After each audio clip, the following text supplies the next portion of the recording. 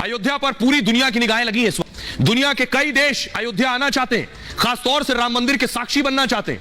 दक्षिण कोरिया के ने अयोध्या आने की इच्छा जताई है। उनके जो राजदूत हैं उन्होंने कहा है कि दक्षिण कोरिया का अयोध्या से बहुत गहरा नाता है। हम दोनों के लिए अयोध्या ऐतिहासिक महत्व का है। अयोध्या दक्षिण कोरिया का जो रिश्ता है वो 2000 साल पुराना है। मंदिर उद्घाटन में दक्षिण कोरिया खुद शामिल होना चाहता है। अगर भारत से निमंत्रण मिलता है तो हम शामिल होंगे। हमें राम मंदिर उद्घाटन के बारे में डिटेल और जानकारी मिले। दक्षिण कोरिया के राजदूत हैं चांग जेबोक, उन्होंने यह इच्छा जताई है जनवरी के तीसरे हफ्ते में राम मंदिर का उद्घाटन होना है। अयोध्या में भव्य राम मंदिर निर्माण का काम चल रहा है। पीएम मोदी भगवान राम के मंदिर का उद्घाटन करेंगे। इससे पहले ब्रिटेन के पीएम सनातन में आस्था जता चुके हैं। ऋषि सुनक अक्षरधाम मंदिर भी गए थे। तस्वीरें मैंने आपको दिखाई, उन्होंने वहां पूजा पाठ की थी, आशीर्वाद लिया था। G20 में भाग लेने के लिए ऋषि सुनक आए थे और केंद्रीय मंत्री अश्विनी चौबे ऋषि सुनक को राम मंदिर उद्घाटन पर आने का निमंत्रण दे चुके। सुनिए जरा बीजेपी के नेता संबित पात्रा को। ये एक डिजाइन है, ये एक डिजाइन है जिस डिजाइन के अंतर्गत आज नहीं अनेकों वर्ष पहले राम मंदिर के खिलाफ प्रायोजित रूप से बताया गया था कि भगवान राम का अस्तित्व नहीं है, भगवान राम काल्पनिक है। आप ऐसा मत सोचिए कि ये यूं ही हो गया था। यूं ही सुप्रीम कोर्ट ऑफ इंडिया में, the highest court of this country, when one of the most important political parties of this country denied the existence of the faith of India, Hindustan की आस्था के ऊपर आक्रमण करते हुए सोनिया जी के कहने पर जब कांग्रेस पार्टी ने कहा भगवान राम तो है ही नहीं, उसी दिन हम समझ गए थे कि this is not a disaster of statement, this is not a foot in mouth disease, this is a design. अब आपको दिखाने जा रहे हैं राम मंदिर से जुड़े अवशेष की तस्वीर आज सामने आई है। जब राम मंदिर का जिक्र हो रहा है, ये तस्वीरें आप देख रहे हैं, फुल स्क्रीन लीजिए जरा। ये तस्वीर वो है जो अनदेखी तस्वीर है, जो लोगों ने नहीं देखा। कहा गया ये वो अवशेष हैं जो खुदाई में निकले थे। ये मंदिर के अवशेष हैं, ये खंडित अवशेष हैं, इसमें शिलापट भी हैं, देख रहे हैं आप। ये अलग अलग तस्वीरें, ये सारे अवशेष, इसमें कई खंडित मूर्तियां आप देख रहे हैं, कई शिलापट देख रहे हैं। ये सारी चीजें आज तस्वीरें जारी की गई। इसमें देखिए क्या क्या चीजें हैं और ये तब सामने आया है जब एक तरफ उद्घाटन की तैयारी चल रही है। वो तस्वीर, ये बड़ी खबर अयोध्या से आई और अयोध्या में प्राचीन मंदिर के अवशेष मिले। मंदिर निर्माण में खुदाई के दौरान ये सारे अवशेष मिले थे, जिसकी तस्वीर श्री राम जन्मभूमि ट्रस्ट ने आज साझा की। महासचिव चंपत राय ने इन्हें मीडिया में शेयर किया। इन तस्वीरों में मंदिर के अवशेष साफ साफ नजर आ रहे हैं, कलाकृतियां दिख रही हैं, खंडित मूर्तियां भी नजर आ रही हैं, मिट्टी के कई बर्तन भी हैं, प्राचीन कलश भी दिख रहे हैं इसमें और नक्काशीदार शिलाएं भी हैं।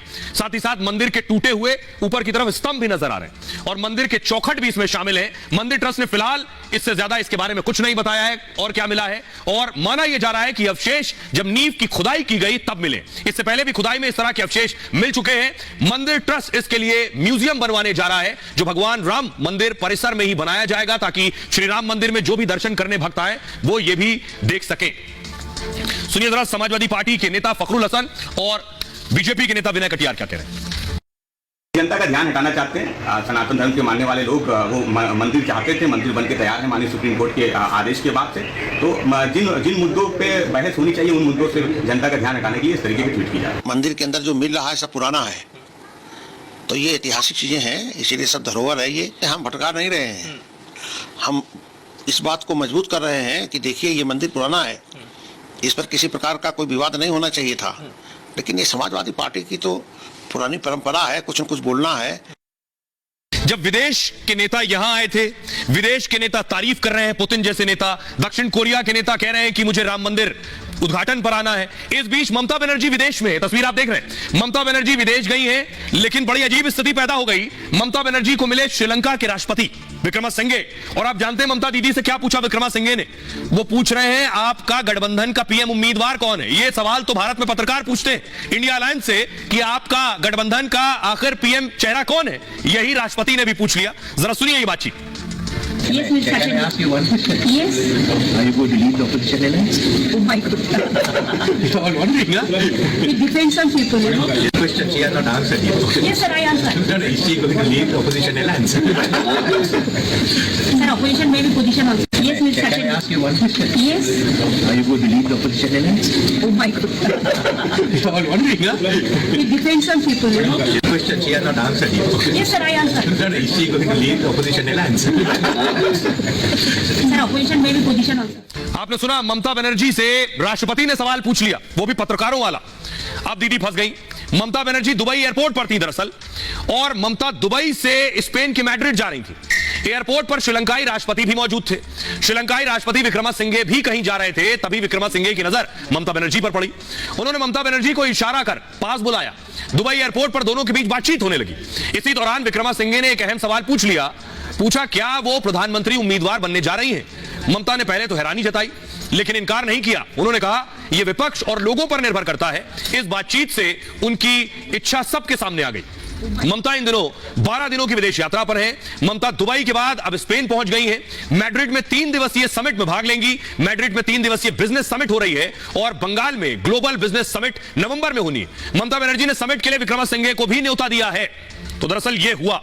अब इस बीच देश में पोस्टर भी लग रहे हैं। पोस्टर में जो तस्वीर मैं आपको दिखाने जा रहा हूं, एक आज बैठक हुई, ये आप देख रहे हैं। ये बैठक की जो आप तस्वीर देख रहे हैं, ये तस्वीर है उस कोऑर्डिनेशन कमेटी की। शरद पवार आपको नजर आ रहे हैं। दिल्ली में शरद पवार के घर पर यह बैठक हुई, जिसमें आप देखिए महबूबा मुफ्ती मौजूद हैं, उमर अब्दुल्ला मौजूद है, केसी वेणुगोपाल मौजूद है, तेजस्वी हैं, डी राजा हैं, संजय राउत हैं, ये सब मौजूद थे। ये कोऑर्डिनेशन कमेटी की बैठक थी।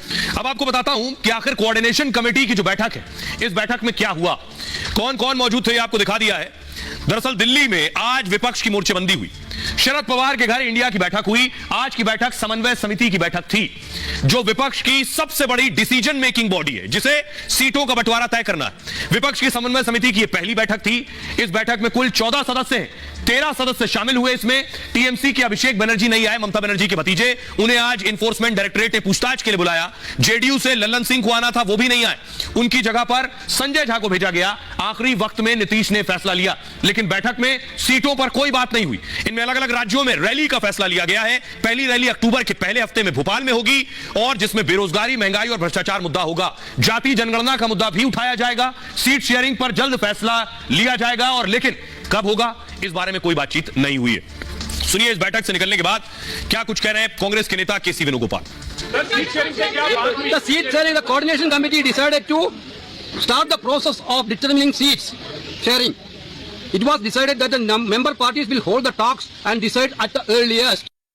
धर्मो रक्षित रक्षित, धर्म की रक्षा तुम करोगे तभी धर्म तुम्हारी रक्षा करेगा। स्वयं उठो, आगे निकलो, घर से बाहर आओ। वो धर्म का किताब नहीं पढ़े हैं, धर्म का किताब का बाहरी पन्ना देखे हैं। किताब पढ़े होते तो आज हिंदू धर्म को गाली नहीं देते। भगवान राम को काल्पनिक बताती है कांग्रेस पार्टी, और कांग्रेस पार्टी और उनके सहयोगी दल कहते हैं सनातन धर्म को जड़ से मिटाना है।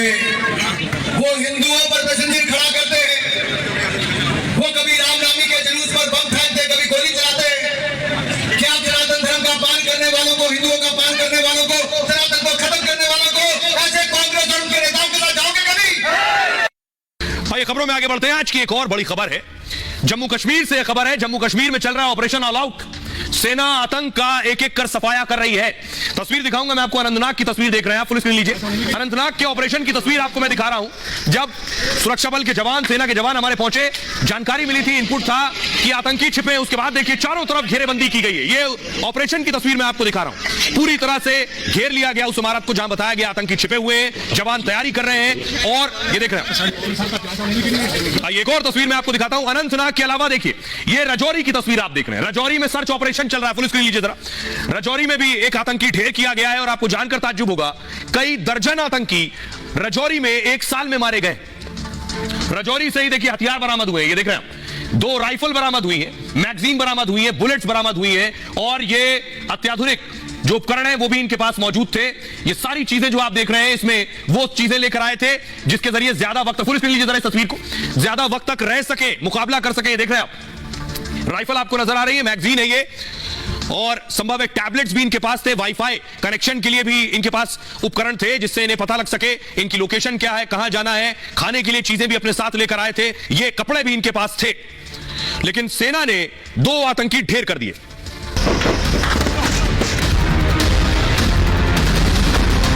आतंकी सर उठाएंगे, चुन चुन कर मारे जाएंगे।